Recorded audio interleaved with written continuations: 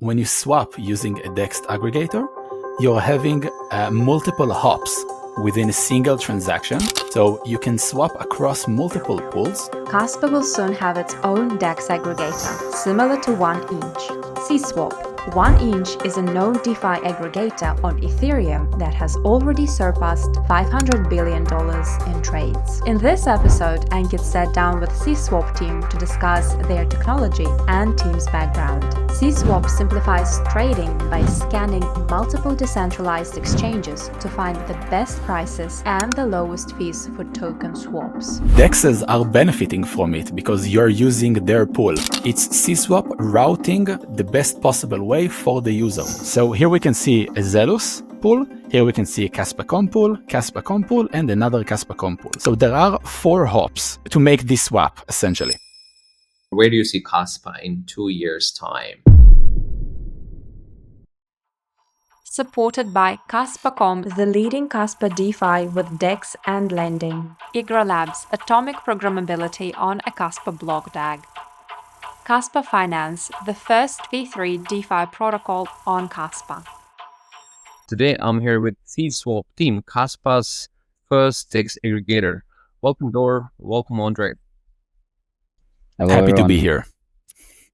Awesome, guys. Good to meet you both. Let me quickly define DEX aggregator, right?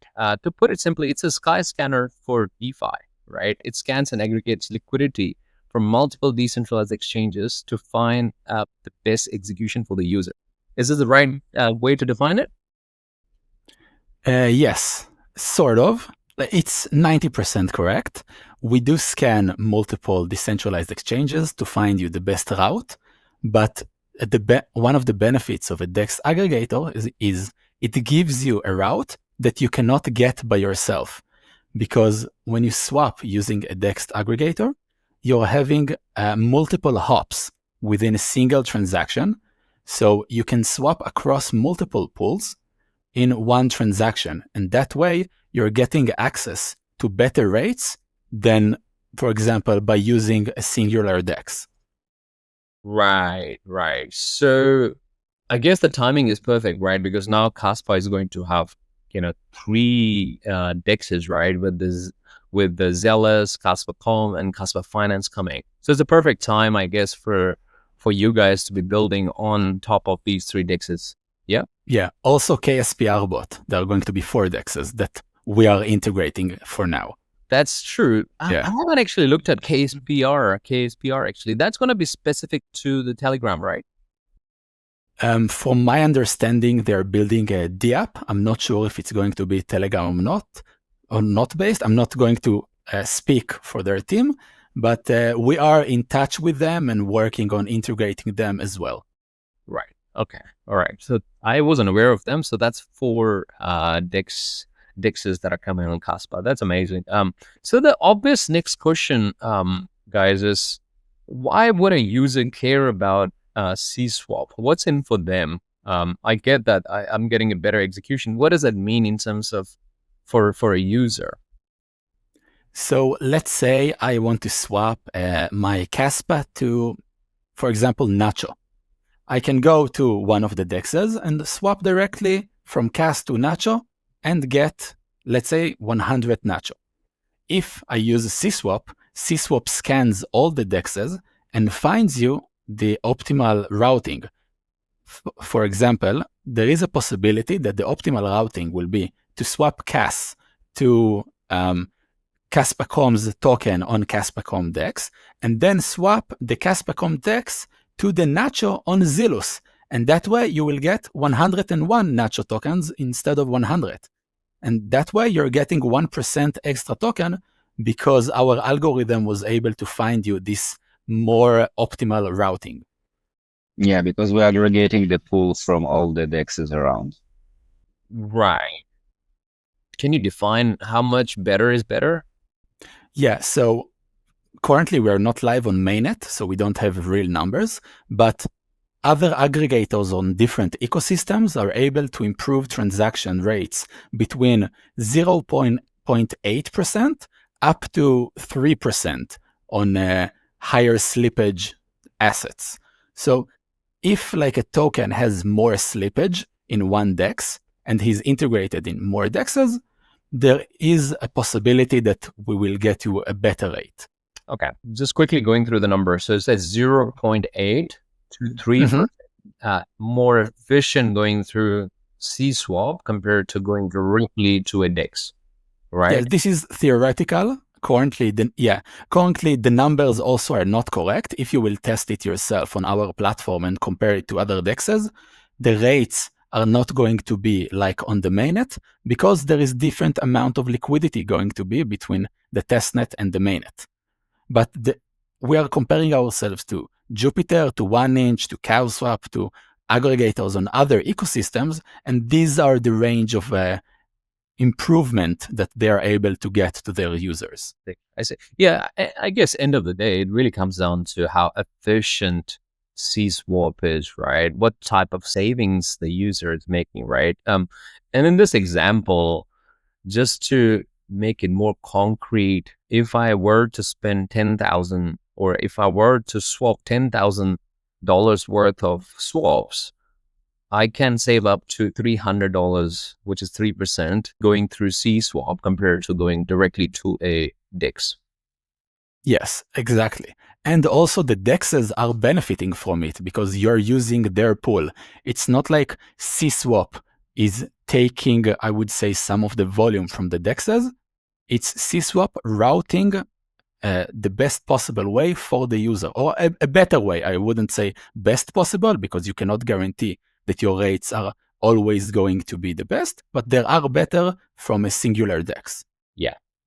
So how does it actually work? Perhaps let's define a little bit more. What steps you go through to provide that execution? So we have an algorithm that we're using. Andrey will elaborate about it a little bit, but this algorithm is making a few hops in different pools that are on multiple DEXs, or can be also on one DEX if the rate is in the best rate is in one DEX. And because of these pools, you're getting a better swap rate. If we want, we can give an example of some real world example that can be more simple to understand. Let's say you swap euro to dollar and the rate is 1 to 2. So if you swap €1, you get $2. But there is a possibility that if you swap the €1 to Japanese yuan and then the Japanese yuan to $1, you will get $2.01. So this is what we are doing we're doing it a bit more complicated, but this is like in simpler terms. Yeah, so what happens actually is that we're looking on the blockchain. We seeing all the liquidity and all the pools from all the DEXs. What happened later, we monitor these pools, we monitor the reserves, and we're building some kind of graph. And we're running our algorithm. Currently, we're based on Dijkstra by looking for the from and to token and searching for the best route to get the best price from token A to token B. So when you're saying you're you're monitoring the best route, what are you looking for? You're looking for pool liquidity depth? You're looking for which one has the lower slippage? Like what exactly you're trying to monitor? Everything is calculated. Everything is calculated on the algorithm, the fees of each pools, the discounts on the pools if there is discounts. So we're basically calculating for each hope the output amount, and we're seeing what will be the best output for the end token. Yeah, I just want to add that about the discount, it is related to Zealous because Zealous have their collaboration with the NACHO team. And if you're holding the NACHO NFT, you will still get the discount of the 33% reduced fees if you are using SeaSwap with this same wallet. So you're not losing your reduced fee when you're using SeaSwap and going through Zealous pools. We're taking it into account by getting you the optimal route. Right, getting people the optimal route. Okay, cool. So just for people, I guess, if they have never heard of these specific DEX aggregators. Let's just talk about 1inch. It's been around since 2019, I believe. They've done massive volume of $100 billion. So the question perhaps that I have for you guys is, are you actually forking 1inch or Jupiter, or are you building SeaSwap from ground up? So what's happening now is that we got inspired from different DEXs of how they're doing things. We're not really forking some code that exists on chain because it's very different than what we need in our aggregator, all the features they have. So we got inspired from different DEX aggregators, but there is no real fork. So what we did, we looked at their code, we looked how they're doing things, we understood what exactly we need and developed it by our own. Awesome. So guys, I really I want to go into the demo part because I want to spend some time on demo. But before we get onto demo though, I wanted to go through and quickly discuss your backgrounds. And perhaps let me ask you, who's the mastermind behind SeaSwap? Yeah, so we all sort of came up with this idea. We learned about Kaspa, and we used to work in the past together, and we kept in touch. And one thing led to another. We saw the opportunity in the market, and we realized that there might be a gap that we are able to fill within the new up and coming Kaspa ecosystem. And we researched a little bit. We've seen the DEXs that are about to come up. We learned about the Crescendo update. And then we decided that a DEX aggregator can fit our, special, I would say not special, our skill set to build the DApp and to be a part of the growing Kaspa ecosystem. Awesome. So when you say we, who are we? I can see yourself. I can see Andrey. Is someone else also? Yeah, so we have another developer that did not come up now, unfortunately. He had some personal stuff to attend to, but he was also in the Kaspa experience, the community got to know him. We're not, keeping him on the side. Well, I just wanted to make sure everyone is mentioned here. Guys, what's your background then, and how did you end up in Kaspa first place? Yeah, so I first got to crypto in around 5 years. I began investing in Bitcoin mostly at the start, and then Ethereum, some Cardano, learned a bit more about the market. I've also completed in the meantime my first degree in economics and business management, my BA. And I learned about Kaspa. I worked with Andrey and the other developer. So everything clicked. We knew that we could work together. I knew that I have the, I would say, I call it financial analytics skills. And we spotted this opportunity and the gap in the market and the Kaspa, the fascinating technology behind Kaspa, the proof of work, decentralized, all of that. We will not go deep into Kaspa now because this is not the point, but yeah, so we saw this opportunity. Yeah, so I'm a software engineer with experience of 9-10 years, something like that. I was fascinated by crypto, I think 4 years ago, 5 years ago, something like that. In my last 3.5, 4 years, I was working in the blockchain industry. And how do I say, one thing led to another. We were working before in the blockchain industry, and then we decided to come up with the DEX aggregator.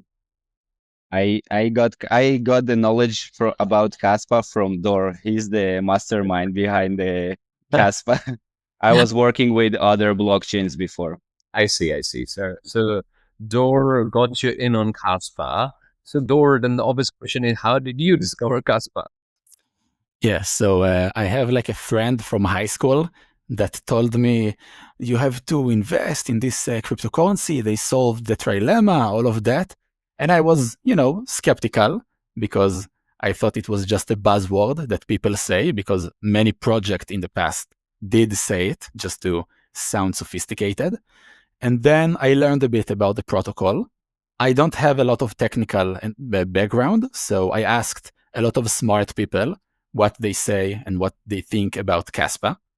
And none of them had like a concrete answer why I compared Kaspa to Bitcoin all the time. So none of them was told me like Bitcoin is better than Kaspa.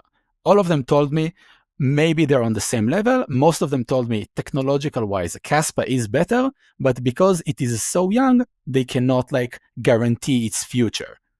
And because I'm a bit of a risk taker, I'm holding crypto, we're trying to build stuff. So I got my first Kaspa. I got into the Kaspa Twitter. I learned about it. I also showed Andrey and the other dev about Kaspa. And, now we're here.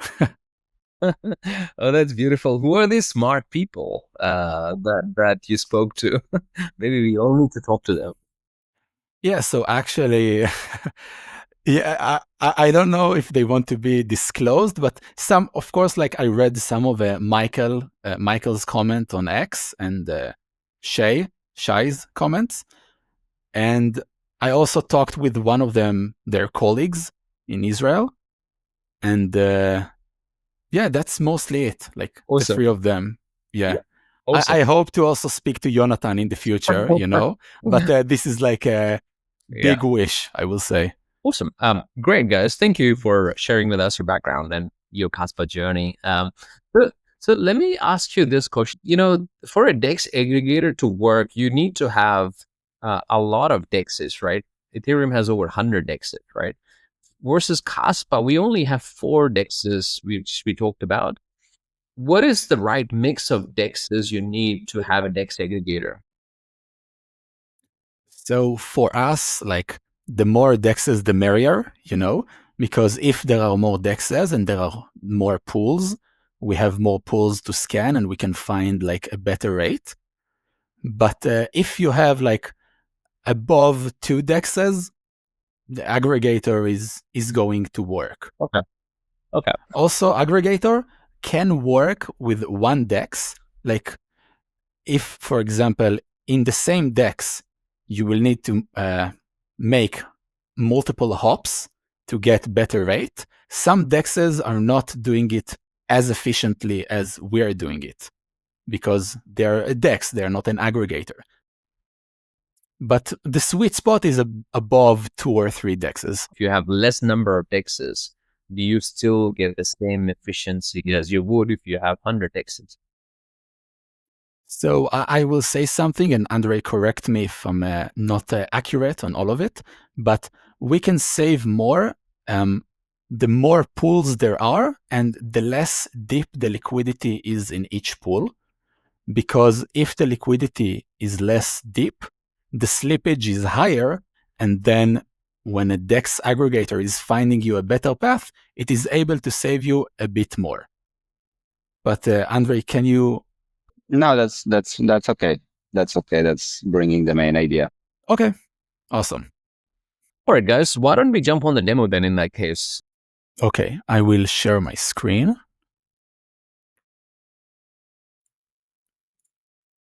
So here you can see your wallet. You can see like the cash balance, your address. Here you can choose the tokens. We chose those specific tokens for the example to show multi-DEX hop. So you pick like, here's the token you want to pay, like what do you want to swap from? And here is the receive, what do you want to swap to? So we're swapping 1,000 from this token, and we're getting 71,000, around 71,000 from Pepe. And here we can see the route. We can see like there is a swap on Zealous DEX, and then we can see, we are having an automatic refresh every 20 or 30 seconds. This is why it is happening, to find you like a better rate if it exists. So here we can see a Zealous pool. Here we can see a Kaspacom pool, and another Kaspacom pool. So there are 4 hops to get to this, to make this swap, essentially. And here you can see like the rate between the tokens, like the exact one token, how many you're getting of the other token. So let's press swap. Here we can see like a summary screen of the quote that we're getting. We will press confirm swap.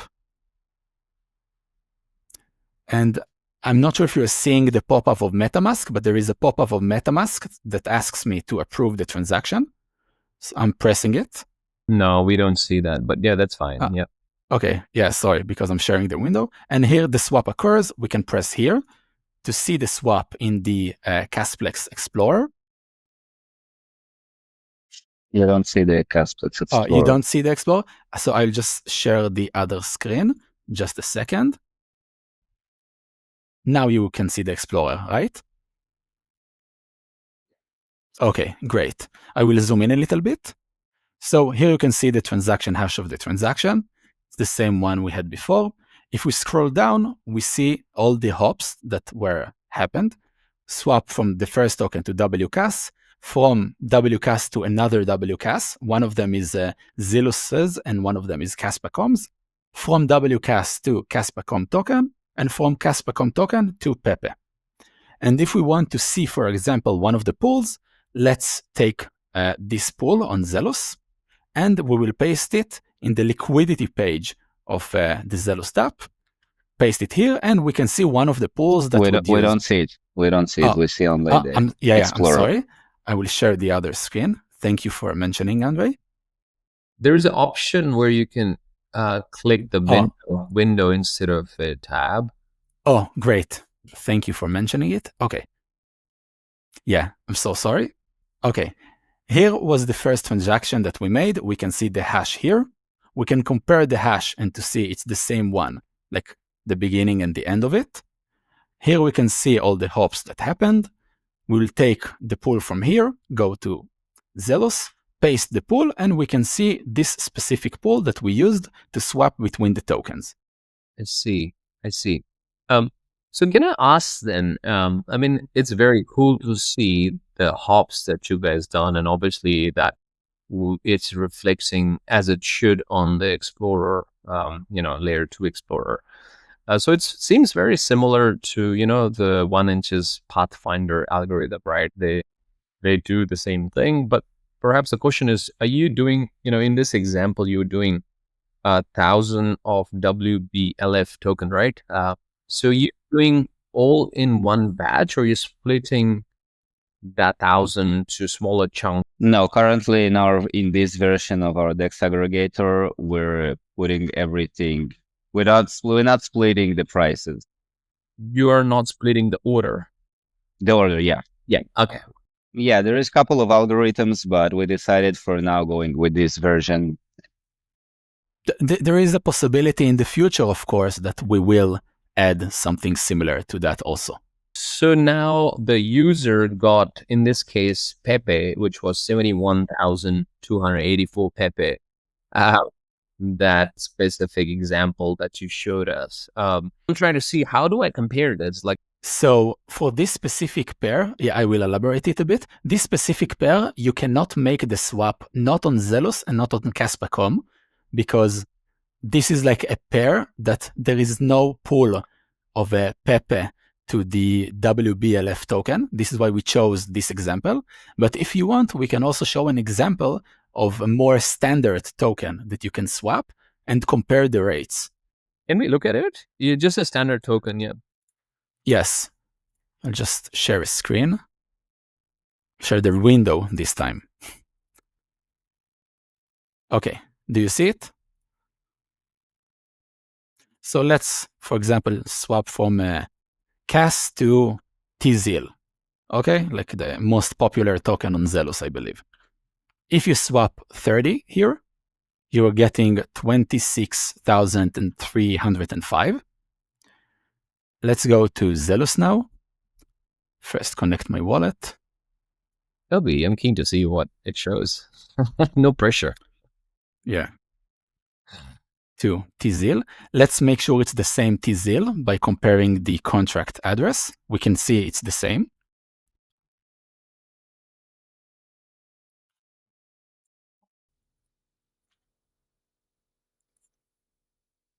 You're getting 24,749, and here you're getting 26,305. Oh boy, that is a huge difference. Yes, I will say this difference will not be that much, like that massive on the mainnet. This is happening because there are a lot of inefficiencies in testnet, and users are not incentivized to make the swaps to fix those inefficiencies because they're getting test tokens for it. On the mainnet, users, if they are finding this kind of inefficiency, you can have an arbitrage trade and you're actually making money off that. So the inefficiency is not going to be that huge. This is why in reality, the difference is between 0.8% to maximum 3%. Yeah, very, very good point. And thank you for mentioning, because there are no arbitrators right now on the testnet. Of course, as things go live, I think we'll have, obviously retail playing in that space, but also professional arbitragers will come in as well to repick the price of the asset, right? So one, perhaps another question, just carrying on this thought, what happens when you have now Kasplex and you have Igra once Igra goes live as well? And there are few DEXs on Igra, few DEXs on Kasplex. How will the interoperability work for you guys for SeaSwap? So it depends if there will be a bridge between Igra and Kasplex or not. We're planning to deploy both on Igra and on Kasplex. There will be an aggregator of SeaSwap on both of them. You can choose like which blockchain you want to use in our website. I see. You can deploy across both. What happens when you have, let's say, Zealous on Kasplex, right? So you're hopping to Zealous pools. From there, you can't hop to Igra DEX, let's say Kaspacom, right? You can't jump from there to Kaspacom pools because it's on Igra. This is how it works usually on aggregators. Like there are aggregators that support multi-chain swaps, but they are doing so by using bridges that exist between those chains. If there will be some sort of bridge, of course, we would love to integrate it because it will give us more functionality and more volume to SeaSwap. If not, you will be able to swap assets from Igra Labs only to assets on Igra Labs and assets on Kasplex only to assets on Kasplex. For us, we're SeaSwap DEX Aggregator, we're EVM compatible, so we have no problems with like deploying in Kasplex, Igra, or other EVM chains. Currently, we're on Kasplex and waiting for Igra Labs. But like from the technical side, it's not an issue. Yeah. I think, the key perhaps is you would need a bridge in between the layer 2s to layer 2s. Once the bridge is there, then it'll be easier for you guys. Not just easier, but you'll just have more pools to jump through instead of just playing in one single layer 2 network. Perhaps an idea for you guys. Maybe you can build a bridge. Maybe. Maybe one day. Maybe one day. Yeah, cool. All right. On the demo front, anything we haven't discussed? Yes, I will show one, like a few last things. Just a second. Okay, so I will show how you connect your wallet because I think I haven't shown it from the ground up. You press connect wallet. You can choose like whatever wallet you prefer. I'll pick MetaMask. I have a pop-up that allows me to connect. Pressing connection and I'm able to connect. If you want to swap between assets and you want to get like the most up-to-date rate, you can press here to refresh the rates. If you want to change the slippage, you can press here and either choose the slippage or enter it here manually. By the way, for users that are not aware of, slippage that you choose here is the amount of change in the conversion rate that you're able to take for yourself as a loss when you swap between transactions. I will give a simple example because it sounds not very, very simple. Let's say you swap between Cas and tZEAL. Here we can see the minimum received is the amount of slippage I chose here, the 0.5% below this rate. If for some reason there are a lot of swaps on the blockchain, and when I try to swap my Cas, I will get less than this amount of ZEAL, my transaction will fail and I will be refunded for my Cas. I will not lose my Cas. And yeah, I think that's all that we have here. I see. What about the gas fee? We haven't talked about the gas fee itself. I can't see on that demo, on this UI that you were just sharing before, how much gas fee in Kaspa I'll be paying. So from what I know, you're paying the gas fee of the DEXs that you're swapping and a standard gas fee of a smart contract activation on the network. Ooh. So I'm paying Kasplex and Igra fee if once you have on Igra, and then I'm paying also the DEXs fee. Is it visible on that UI that you just shared? I couldn't see any there. You're not seeing like the entire fee you're paying, but the minimum received takes into account all the fees that you are going to pay in the transaction. I see. Like you can compare it after you're making the swap. You will see that the minimum amount is what you're getting on the Explorer, or you're getting a bit more than the minimum amount. I see. So you're abstracting away, you're hiding that fee. It's part of that execution, essentially. During the execution, you take away all the fees. Yes, because we want to make the widget like as simple as possible. So we don't want to include Igra Labs fee, pull one fee, pull two fee, pull three fee, all of that, smart contract execution fee. We think like users will find this experience less pleasing and a bit intimidating to see. But in the bottom line, you can compare the rates that you're getting from us and the singular DEX.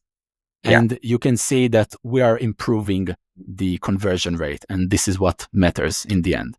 Yeah, I think from a user execution perspective, it makes sense. But from a taxation perspective, like if someone wanted to report how much, in some countries, I guess DeFi is still sort of gray zone. But if someone wanted to pay a tax on each transaction, they would want to know how much fee was part of it. You can see that fee on the Explorer. Like there is the value in Cas and the transaction fee and the gas usage. You can, if you want, I can show it to you. You can take basically the pools, how Dor showed you before, taking the pools, searching it in the specific DEX and see how much fees they take. This is like the fee of the pool, and the fee of the protocol you can see in the Explorer. Okay, so this is the transaction we made earlier. We can see like all the token transfer, the hops. Here we can see the value in Cas and the transaction fee itself. So this is how much you paid in the transaction fee. And that's the gas fee to the layer 2, right? Yes. Yeah. Okay. That's awesome. So it's there. It's just people have to go to Explorer. I think we show it as well on the summary page, maybe? On the summary page, yes. Can you open it, please? Oh, yes. Yes, we are showing it on the summary page. He's correct. Oh, guys, I knew it. Just testing your skills. Cool. All right, it's their network fee. Yeah, awesome. Awesome. That was very cool. I don't think we missed out on anything, right? I mean, it's as simple as it gets, right? Like you go there, you swap the tokens you want to swap. The platform does all the job and takes care of all the fees. So it's very, very simple for the user. Yeah, and saves you a little bit of money in the process. Yes. So have you spoken to any institutions, like, because typically with these aggregators, these are actually arbitrageurs. These are institutions that are actually doing, hundreds of swaps per day. Have you had a word or spoken to any arbitrageurs/institutions? Not something official, just, a little bit of talks with some institutions, some people from the community, some people from outside of the community that are watching the Kaspa ecosystem and are waiting to see like the amount of volume that is going to be in order to know if it is worth their time to integrate Kaspa ecosystem into their platform or deploy like their project and all of that. Yeah. Okay. Yeah. Because, I think it's typically, it's the liquidity provider, market makers, arbitrageurs, like High frequency traders. frequency traders. It'll be for them. Retail will save money, but I think it's really for those guys. Yeah, also for projects that are building, we will not disclose names yet, but we are talking with a few projects that are building on Kasplex that will integrate our API in order to allow their users to swap and get the best execution rates when swapping between assets. Right. I mean, I'm assuming it'll be all wallets, right? Wallets would, it'll be amazing for wallets to integrate. Yeah, wallets, there are also like, I'm thinking, meme coins that have a website that want to add like functionality for their token, block explorers, NFT projects, all of that that are taking part of the ecosystem. That's true, actually. Yeah, you can extend it to a lot of different places. But guys, that's amazing to have this discussion, obviously to go through the demo as well. So what is the plan for the launch? And who are the official DEXs that you'll be starting with? So now we're supporting Kaspacom and Zealous. We are in the final steps of integrating Kaspa Finance and KSPR Bot because both of them are V3 Uniswap DEXs. Currently, we're also ongoing audit process. Mm-hmm. And after all of that, we will be audited and supporting for the 4 major DEXs in the ecosystem. Okay, so we will be all of them, but you're starting with Zealous and Kaspacom, and KSPR and Kaspa Finance is coming soon. Exactly. Cool. And so what is the plan for you guys in terms of launch? So will you launch with the first 2 first? So probably we will wait for DEXs to deploy first, because without DEXs, we don't have really anything to do on the blockchain. Yeah. And then after they deploy, we will deploy our contracts and all of that. And Andrey can elaborate it better than me. Yeah, I mean, we will wait for a couple of DEXs to deploy. After that, we can add support dynamically if it will take some time for other DEXs to come, and we will support it because we're currently supporting Uniswap V2 and shortly Uniswap V3. So we basically will wait for the first 1-2 DEXs to arrive, deploy, and afterwards we will just dynamically add support for the other ones. Okay. Right. Because probably more DEXs will come in the future to Kaspa, so to Kasplex and Igra Labs. So we're like building the infrastructure needed to integrate them fast. Yeah. And what about your own token or anything along the line, if you're thinking? So currently we are exploring different funding processes. Sure. We're talking to some investor groups, some groups that invest in ICOs, some of the key community members. Yeah. And we will have an announcement probably in the upcoming couple of weeks. Okay. That is related to it. We don't want to disclose anything yet. Yeah. But let's just say everyday user will be able to take part in the SeaSwap ecosystem in the future. So it's always good to ask that question: what is the longevity of the team looks like? Because I think capital and resource are an important part of projects, for me at least. Yeah, we took the approach of first building a product that actually works and goes through auditing before asking the community or someone else to raise capital, because we know that if you ask for capital before you deliver a product, it is a bit suspicious, and the Kaspa community got burned a few times in the past by bad actors. So we want to get the community's trust. We want them to try our product, to get to know us. Yeah, when we will feel ready, we will release an announcement. Awesome, guys. Thank you. All right, I want to wrap this up. So I asked this question to everyone, right? And I'm going to ask you both. Where do you see Kaspa in 2 years' time? So where do I hope to see, or where do I see? These are two different things. Where do you hope to see? Let's make it hope to see. Yeah. So I'm not sure if in 2 years, maybe in a bit more, like 4 or 5 years, I hope to see Kaspa as like the proof of work alternative of Solana and other fast proof of stake chains.